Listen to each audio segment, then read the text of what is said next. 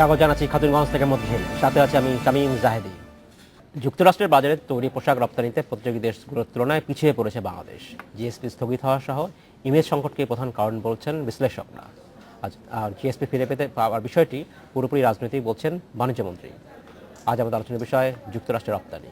এ নিয়ে আলোচনা করতে আমার সাথে স্টুডিওতে রয়েছেন সেন্টার ফর পলিসি ডায়ালগের CPD research fellow Towfiqul Islam Khan. তবে মূল আলোচনা যাবার আগে দেখে নেব একটি প্রতিবেদন। একক দেশ হিসেবে যুক্তরাষ্ট্রই বাংলাদেশের তৈরি পোশাকের সবচেয়ে বড় বাজার। বছরে রপ্তানি $5 বিলিয়ন বেশি। তবে গেল এক বছরে রপ্তানি প্রবৃদ্ধি কমেছে 7.5%। যুক্তরাষ্ট্রের বাণিজ্য দফতরের তথ্যে দেখা গেছে সেদেশের বাজারে পোশাক রপ্তানি করে এমন দেশের তালিকায় পিছিয়ে পড়েছে বাংলাদেশ। চীন ও ভিয়েতনামের পরে তৃতীয় স্থানে থাকা বাংলাদেশের জায়গা নিয়েছে ইন্দোনেশিয়া। আর ঘাড়ের ওপরই নিঃশ্বাস ফেলছে ভারত, মেক্সিকো ও তুরস্ক।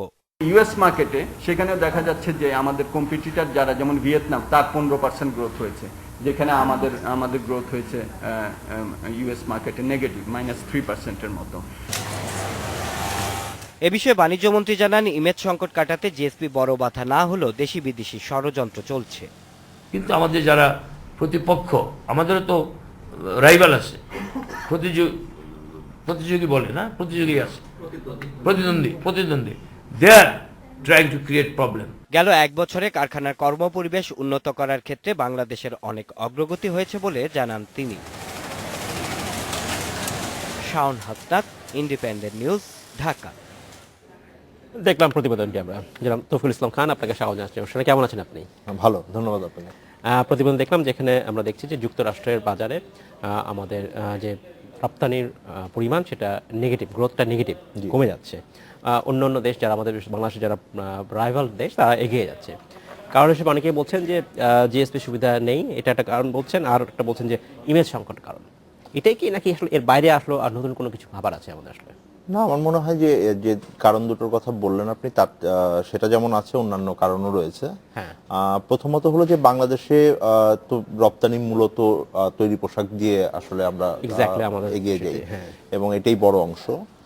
তৈরি পোশাক কিন্তু কখনোই এই জিএসপি সুবিধার আওতায় ছিল না। ফলে সেই দিক থেকে আমি মনে করি না যে অনেক বড় ধরনের শুল্ক কাঠামোতে পরিবর্তন এসেছে। দ্বিতীয় বিষয় হলো যেটা, যে গত আপনি বছরখানেক ধরে কিন্তু এই জিএসপি সুবিধা বন্ধ আছে, সব দেশের জন্য বন্ধ আছে। জিএসপি সুবিধা 2013-র পরে আসলে আর এটাকে রিভিউ করা হয়নি। ফলে সেই অর্থে এখন কোনো দেশই জিএসপি সুবিধা পাচ্ছে না। ফলে যেটা দেখা গেছে যে জিএসপি তো মূলত স্বল্পোন্নত দেশগুলোকে দেওয়া হতো। ফলে যেগুলো আমরা উন্নয়নশীল দেশ বলি, অর্থাৎ ডেভেলপিং কান্ট্রিজ বলি, তারা এই প্রতিযোগিতায় আরেকটু হয়তো এগিয়ে গেছে। সেই কারণেই ভিয়েতনাম, ইন্দোনেশিয়া, চায়না বা টার্কির মতো দেশগুলো এখন আরো শক্তিশালী অবস্থান আসছে। সেই তুলনায় হয়তো বাংলাদেশ কিছুটা পিছিয়ে পড়েছে। বাংলাদেশের এখন প্রবৃদ্ধি নেতিবাচক, এবং কিছুটা হলেও আমরা বলবো যে একটা প্রতিযোগিতার সম্মুখীন হয়েছে বাংলাদেশ। এই যে কারণ যেটা বলছি ইমেজ সংকট, তাহলে কি এটা মূল সংকট কি ইমেজ সংকট, নাকি আসলে প্রোডাক্টের সংকট, যেখানে আমরা ভালো প্রোডাক্ট দিতে পারছি না, কম দামে দিতে পারছি না, বা আমাদের প্রোডাক্ট কম্পিটিটিভ হচ্ছে না? এটাই তো আসলে কারণ। আদারওয়াইজ তো কারণ নাই যে আমরা পিছিয়ে পড়বো। হ্যাঁ, ইমেজ সংকট নিশ্চয়ই একটা বড় ভূমিকা আছে। একেবারে আমরা পারছি না তা না। আমাদের একটা তো হলো যে প্রতিযোগিতা সক্ষমতার বিষয়টা আছেই ইউএস মার্কেটে, আর দ্বিতীয়ত হলো যে ইউরোপিয়ান মার্কেটের দিকেও হয়তো অনেক যারা উৎপাদনকারী আছেন তারা ঝুঁকে পড়েছেন। সেটা অনেক গুরুত্বপূর্ণ, যেহেতু সেখানে শুল্ক সুবিধা সহ অন্যান্য সুবিধা বেশি রয়েছে, সেটাও কিছুটা কারণ। আর তৃতীয় যেটা আছে সেটা হলো যে মূলত আমাদের যে ইমেজ সংকটটা, সেটার কতগুলো ডাইমেনশন আছে। প্রথম ডাইমেনশনটা হলো যে আমরা সার্বিকভাবে আমরা একটা বড় ডিজাস্টারের ভিতরে গেছি, পরপর দুটো, তাজরিন এবং রানা প্লাজা। সেটার পরে গার্মেন্টসে যারা উদ্যোক্তা আছেন তারাও কিন্তু এক ধরনের নতুন ধরনের বিনিয়োগ করতে হচ্ছে, নতুন ধরনের চাপের মধ্যে তারা পড়েছেন। সেই জায়গাটা একটা ভিতরে যাচ্ছে। দ্বিতীয় যেটা আছে, যেটা এএফএল-সিআইও, সেটা তারাও কিন্তু বাংলাদেশের যেই কর্ম পরিবেশ আছে সেটাতে মানে নেতিবাচক দিকগুলো তুলে ধরে সেটাই একটা মানে বড় ধরনের আমি বলবো যে বিজ্ঞাপন করে যাচ্ছেন বাংলাদেশের বিরুদ্ধে। ফলে সেটাও হয়তো কিছুটা হলেও প্রভাব রেখেছে। তাহলে অন্য যে রাইভাল দেশগুলো সেখানে বেশি করে এক্সপোর্ট করছে, তারা কি ধরনের বাড়তি কাজ করছে যেটা আমরা আসলে করতে পারছি না in terms of product diversification, innovation? একটা তো সবারই তো নিজস্ব কিছু কাঠামোগত সুযোগ সুবিধা রয়েছে। Right. তার বাইরেও যেটা কমন ভাবে উঠে আসছে সেটা হলো যে তারা অনেকেই এখন যুক্তরাষ্ট্রের সাথে দ্বিপাক্ষিকভাবে চুক্তি এবং শুল্ক সুবিধা নিয়ে আলোচনা করছেন। এটা বাংলাদেশের খুব মানে আমার মনে হয় যে গুরুত্বের সাথে নিয়ে এটা নজর দেওয়া উচিত, কারণ শুধুমাত্র আমরা নিজেদের যেই কর্মকাণ্ড আছে সেগুলো করলেই যে আমরা আসলে প্রতিযোগিতায় এগিয়ে যাব তা না, অন্যরা কি কি ধরনের পদক্ষেপ নিচ্ছেন সেটাও বিবেচনায় নেওয়া উচিত। বিশেষত এখন কিন্তু যুক্তরাষ্ট্রের সাথে অনেকগুলো দেশের দ্বিপাক্ষিক বাণিজ্য চুক্তি আছে অথবা তারা আলোচনা করছেন। রাইট। সবচেয়ে বড়ভাবে উঠে আসবে হলো কিছুদিনের মধ্যেই ভিয়েতনামের সাথে একটা চুক্তি হতে যাচ্ছে। সেই দিক থেকে বাংলাদেশ অনেক পিছিয়ে আছে আর কি। এর আগেও আমরা দেখেছি গত যদি 5-6 বছরের ইতিহাস দেখেন আপনি, যে দ্বিপাক্ষিকভাবে বাংলাদেশকে শুল্কমুক্ত সুবিধা দেওয়ার জন্য যেই বিলগুলো এসেছিল, ম্যাকডরমেট বিল থেকে শুরু করে অন্যান্য বিলগুলো, Right. সেই বিলগুলো কিন্তু যুক্তরাষ্ট্রের সিনেটে যথেষ্ট পরিমাণ সমর্থন পায়নি। ফলে সেটা শুধুমাত্র আসলে সিনেটরদের দায়িত্ব না, বাংলাদেশের সরকারেরও একটা দায়িত্ব আছে সেখানে কূটনৈতিক প্রচেষ্টা এবং যে ধরনের লবিং এবং কেস তৈরি তাহলে করা। ট্রেড সেগুলো ডিপ্লোমেসি থেকে করতে হবে। আমরা পিছিয়ে পড়ছি। আমি বলবো না পিছিয়ে পড়ছি, হ্যাঁ নিশ্চয়ই, এটা তো তুলনামূলকভাবে তো আমরা তাই। আর যদিও আমরা টিকফা সাইন করেছি, এখন Right. আমাদের এটা একটা যেমন অনেকগুলো কনসার্ন আছে টিকফাকে নিয়ে, তেমনি আমার মনে হয় যে কিছুটা অপরচুনিটি তো এসছে আমাদের হাতে। Right. সেইটাকে আমরা কতখানি কাজে লাগাতে পারবো এটা এখন গুরুত্বপূর্ণ। টিকফার প্ল্যাটফর্মটাকে ব্যবহার করে যদি আমরা এখন আমাদের দেশের যেই পণ্যগুলো আছে সেই পণ্যগুলোর বাণিজ্য সুবিধা আমরা যুক্তরাষ্ট্রের বাজারে নিতে পারি, তাহলে সেটা হবে সবচেয়ে বড় লক্ষ্য। এখনকার আমার মনে হয় যে বাণিজ্য ডিপ্লোমেসি যুক্তরাষ্ট্রের সাথে যদি চিন্তা করেন তাহলে এটাই সবচেয়ে গুরুত্বপূর্ণ জায়গা। যেটা হচ্ছে বাংলাদেশের পোশাকের জন্য যুক্তরাষ্ট্র এখনো সিঙ্গেল লার্জেস্ট মার্কেট বাংলাদেশের পোশাকের জন্য। এর বাইরে আর যেসব পণ্য সেগুলো আমরা অন্তত জিএসপি সুবিধার কারণে সুবিধা পাচ্ছিলাম, সেটা হয়তো নাই। কিন্তু এখন এই অন্যান্য যে পণ্য আছে সেগুলো দিকে আসলে কিছুটা নজর দেওয়া উচিত কিনা, বা সেটাকে আসলে যুক্তরাষ্ট্র আদৌ সেখানে যুক্তরাষ্ট্র মার্কেটে যেতে পারে কিনা? হ্যাঁ, মানে এটা কোনো সময় যুক্তরাষ্ট্রে আসলে বড়ভাবে আমরা শুল্ক সুবিধা পাইনি, এটা মনে রাখা আমাদের জরুরি। এটা অনেক ধরনের বিজ্ঞাপন আছে। আমরা আগে যখন যদি আমি 2 বছর আগের কথা বলি, তাহলে তখন আমাদের মোট রপ্তানি আয়ের 4.5 পণ্য এমনি MFN জিরো বলি আমরা, যুক্তরাষ্ট্রে যে কেউ রপ্তানি করলেই ওই সুবিধা পেত জিরো ডিউটির। আমরা জিএসপির মাধ্যমে সুবিধা পেতাম হলো মাত্র 0.5%।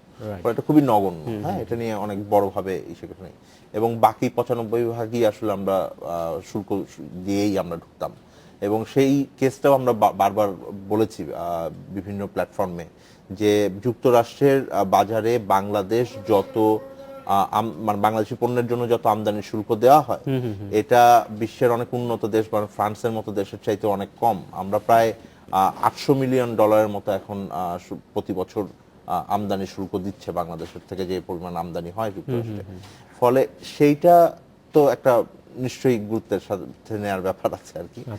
আমার মনে হয় যে যুক্তরাষ্ট্রে এই প্রচারণাটাও এখন চালানোর ব্যাপার রয়েছে, যে বাংলাদেশের মতো একটি স্বল্পোন্নত দেশের পণ্য আমদানি করে যুক্তরাষ্ট্র এত বড় আকারের শুল্ক আদায় করাটা কতখানি যৌক্তিক জায়গায় আছে তাদের, যে সার্বিক বিশ্ব কমিটমেন্ট আছে আর কি উন্নয়নের, সেটা একটা বিষয়। দ্বিতীয় হলো যে যেই পণ্যগুলো আমরা আসলে পাঠাতাম শুল্ক পণ্য আন্ডারে, আপনি দেখবেন যে সার্বিকভাবেই সেটার অবস্থা কিছুটা খারাপ হয়েছে।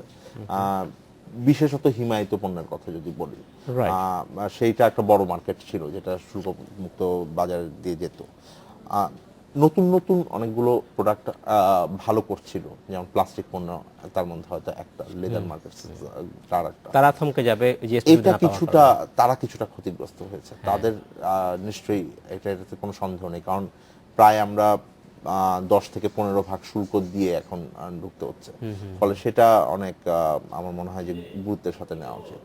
আচ্ছা, এখন যদি আমরা ইমেজের কিছু একটা বড় একটা কারণ বলছেন আপনি, সেই হিসাবে আমরা কিন্তু যে কাজগুলো করছি এখন অ্যালায়েন্স এবং অ্যাকর্ডের মাধ্যমে এক ধরনের কাজ চলছে, এবং বাংলাদেশের যে গার্মেন্টস ফ্যাক্টরিগুলো আছে সেখানে কমপ্লায়েন্স তৈরি করার কথা বলা হচ্ছে, এবং নতুন ধরনের কমপ্লায়েন্স এসছে, যেমন হচ্ছে বিল্ডিং কনস্ট্রাকশনের কথা এসছে, যে শেয়ার বিল্ডিং করা যাবে, যে কমপ্লেক্সটা আগে ছিল না।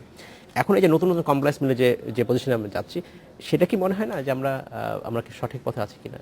হ্যাঁ হ্যাঁ, আমার মনে হয় যে অ্যালায়েন্স এবং অ্যাকর্ডের যদি রিপোর্ট আপনারা দেখেন, Right. তারা দুজনে মিলে তো প্রায় 1700 কারখানার মতো ভিজিট Exactly. করেছে, Exactly. এবং তার মধ্যে মাত্র 30টি কারখানার কথা তারা বলেছে যেটা বন্ধ করে দেওয়ার সাময়িকভাবে কথা। বন্ধ করার হ্যাঁ, কথা সাময়িকভাবে বলেছে। বন্ধ করে দেওয়ার কথা। Right. তা একেবারেই আপ টু দা মার্ক না, এটাকে বড় ধরনের পরিবর্তন আনতে হবে। তাছাড়া কিন্তু অধিকাংশ কারখানায় যদি আপনি হিসাব করেন, তাহলে আপনি প্রায় 95% কারখানায় কিন্তু আমাদের হয়তো নিশ্চয়ই উন্নতি করতে হবে, কিন্তু কাজ চালানোর মতো অবস্থা আছে। ফলে সেই দিক থেকে এখন পর্যন্ত অগ্রগতি বা রিপোর্ট যা বলেন কিছুটা ইতিবাচক, সেটাকে তুলে ধরার একটা ব্যাপার আছে।